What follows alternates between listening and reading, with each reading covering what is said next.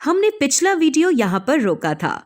हमने plant cells और animal cells को स्लाइड पर माउंट किया था माइक्रोस्कोप के नीचे देखने के लिए। चलिए हम इस वीडियो में उनकी स्टडी करें। सुविधा के लिए हम किसी एक को सिलेक्ट करते हैं उसके स्ट्रक्चर और सेल्स के कंटेंट्स को समझने के लिए। मान लीजिए जैसे कि प्याज का छिलका। यहाँ ये मोटे अलग अलग बॉर्डर्स हैं जो हर एक सेल को अलग दिखाते हैं। फिर हमारे पास ये छोटे डार्क स्पॉट्स बिखरे हुए हैं चारों तरफ। इसके अलावा ये सर्कुलर स्ट्रक्चर है जिसका रंग काफी गहरा है। क्या आपको पता है ये क्या है? खैर, ये सेल के हिस्से हैं। चलिए इनसे परिचित होते हैं।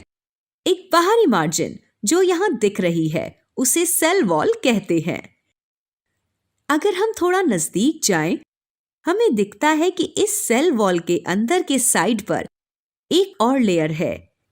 इसे सेल मेम्ब्रेन कहते हैं। जी हाँ, बाहरी वॉल सेल वॉल है और अंदर की लेयर सेल मेम्ब्रेन कहलाती है। सेल मेम्ब्रेन को प्लाज्मा मेम्ब्रेन भी कहते हैं। ये नेचर में पोरस होती है। जरा ठहरिए, पोरस का क्या मतलब है? इसका मतलब है कि कोई भी मटेरियल प्लाज्मा मेम्ब्रेन के अंदर और बाहर आ जा सकता है। लेकिन क्या ये खतरनाक नहीं है? बेशक है, लेकिन इसका जवाब प्लाज्मा मेम्ब्रेन के स्वभाव में है। इसका कारण है कि ये सिलेक्टिवली परमिएबल है। अब यहाँ सिलेक्टिवली परमिएबल का क्या मतलब है? जैसे ऑफिस डोर पर खड़ा हुआ एक गार्ड सिर्फ उन मेंबर्स को अंदर बाहर करने देता है जिनके पास आइडेंटिटी कार्ड्स होते हैं, वैसे ही प्लाज्मा मेम्ब्रेन भी कुछ चुनिंदे मटेरियल्स को ही आर पार जाने देता है। हम इसे डिटेल में अगले वीडियो में देखेंगे। ये सिर्फ ये समझने के लिए था कि कैसे प्लाज्मा मेम्ब्रेन सिलेक्टिवली परमिएबल होते हैं। अब हम सेल वॉल के बारे में जानने के लिए आगे बढ़ते हैं। क्या आपको लगता है कि सभी सेल्स में सेल वॉल्स होते हैं? इसका जवाब ना है।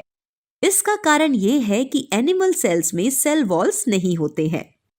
एक एनिमल सेल में केवल प्लाज्मा मेम्ब्रेन होती है और सेल वॉल नहीं होती है।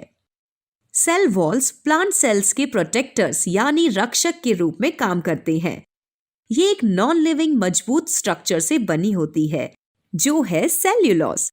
ये न सिर्फ एक रक्षक के रूप में काम करती है बल्कि प्लांट सेल्स को सही आकार भी देती है। ये सेल टू सेल इंटरेक्शन में मदद करती है और अनचाहे मैक्रोमोलेक्यूल्स के लिए बाधा बनती है। ये रक्षा करती है, ये सेल्स को शेप देती है और ये सेल टू सेल इंटरेक्शन में मदद करती है। साफ तौर पर cell wall plant cell structure का एक बहुत महत्वपूर्ण हिस्सा है।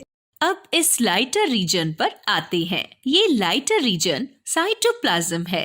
ये एक जेली जैसा सब्सटेंस है जो सेल को भरता है और साइटोप्लाज्म में ये छोटे पार्ट्स ऑर्गेनल्स हैं। और वास्तव में ये क्या है? जैसे ह्यूमन बॉडी में